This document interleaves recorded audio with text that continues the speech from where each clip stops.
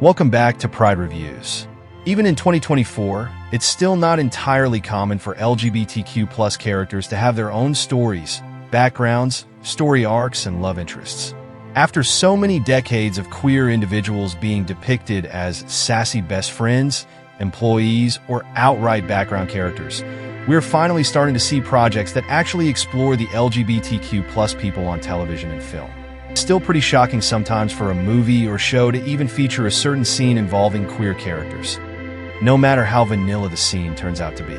In turn, we've also been lucky enough to get certain projects that really went all the way when it came to showcasing passionate, love, and even shocking queer stories, not just romantic ones. Before we continue, be sure to subscribe to our channel and ring the bell to get notified about our latest videos.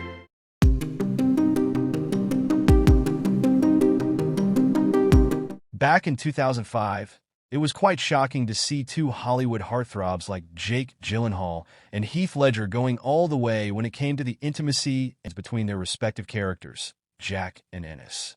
Brokeback Mountain is breathtakingly beautiful. It's not just the heavenly shots of mountains and the American countryside, but also its aching characters and the relationships between them. The movie is about the pain of silence, the burden of masculinity, the shame that a human being raised in a self-loathing society feels after being his true self, and of course, love. Every scene is so natural in every aspect from writing to direction and performances that it feels less like a story and more like a surreal dive into someone's real life. Even the music somehow feels like an organic part of it all. Heath Ledger knocks it out of the park as Ennis Delmar, a man with boundless emotions which he represses endlessly. Jake Gyllenhaal as the vulnerable and pining Jack twist is also really good. Do let me know in the comments which scenes of this movie are still your favorite.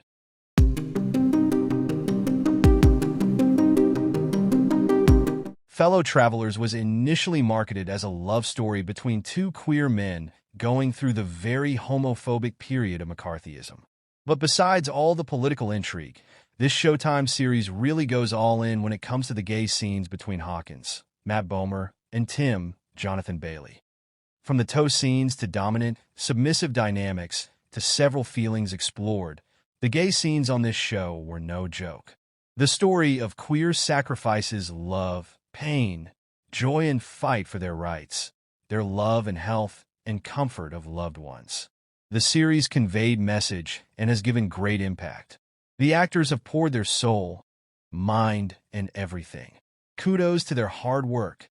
They made me feel the pain and love they are having.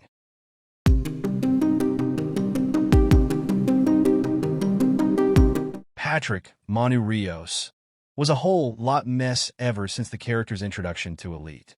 For starters, he basically got in the middle of the fan-favorite relationship between Omar Ayuso, and Aaron Piper.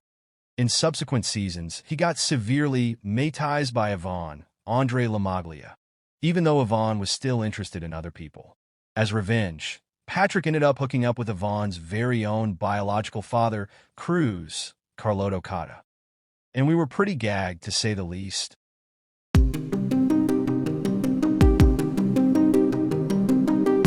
Dex, Zane Phillips, and Luke, Matt Rogers, Fire Island. The first act of Fire Island makes you think that Dex, Zane Phillips, is actively pursuing Noah, Joel Kim Booster. While most of Noah's friends are fawning over Dex, it seems like he's pretty set on getting with Noah.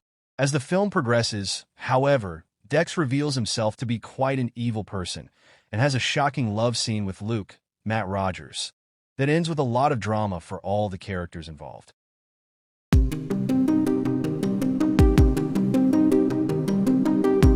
Some Spider-Man fans are whining because Tom Holland had a gay scene in a TV show.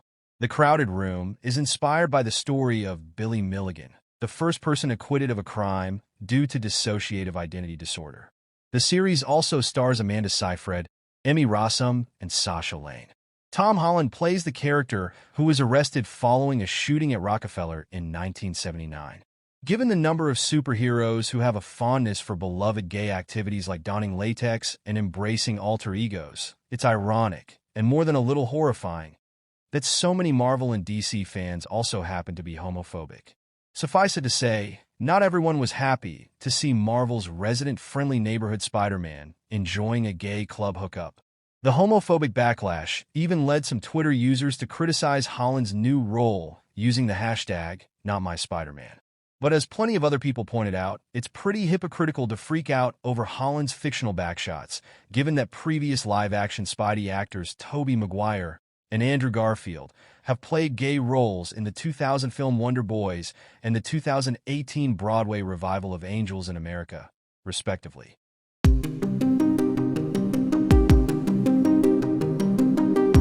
Oliver, Barry Keoghan, and Farley, Archie Madekwe, Saltbin. In Saltbin, Oliver, Barry Keoghan, is desperately craving the approval of Felix, Jacob Elordi, in college. He then starts to also seek approval of Felix's wealthy family, the Cattons, when he goes to spend the summer at their estate. But no matter how hard Oliver tries, he gets treated as persona non grata by Felix's cousin, Farley, Archie Madekwe. Nonetheless, Oliver sneaks into Farley's bedroom one night and has a shocking love scene that completely shifts the dynamics between them. Well, at least for a while.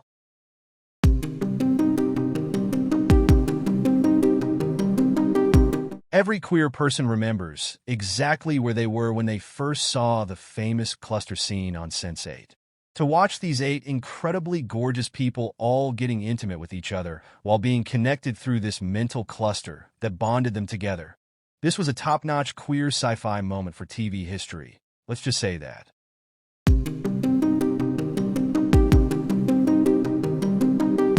Armand Murray Bartlett spent the entire first season of The White Lotus being a very stressed-out and incredibly snarky manager of the White Lotus Resort. He also bossed around a lot of his employees, particularly Dylan, Lucas Gage, which he also seemed to have a crush on. This was the first season of The White Lotus, so we definitely didn't know yet just how explicit the show was willing to go. When a guest hotel opens the door to Armand's office and finds him on his knees, that was a cultural reset if we've ever seen one.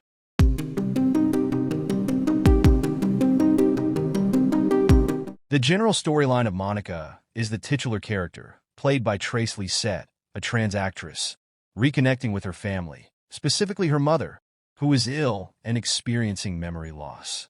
During the movie, Monica allows herself to take some time for dating and even goes out to a club to meet up with a potential suitor.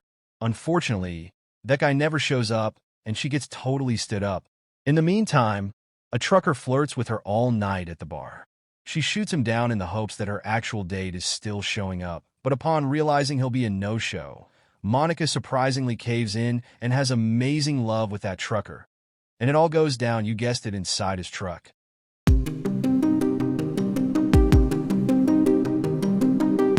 On The White Lotus Season 2, Tanya, Jennifer Coolidge, was led to believe that she met a wonderful group of gay friends led by Quentin, Tom Hollander. The group also included a much younger and very attractive guy, Jack Leo Woodall, which Quentin said was his nephew. But while staying the night at a property with Quentin and his friends, Tanya literally walked into the scene. We have to assume that the nephew label was an excuse to avoid calling Jack as a hooker, but it still gave fans the shocking sensation that this uncle and nephew might have just been doing something else.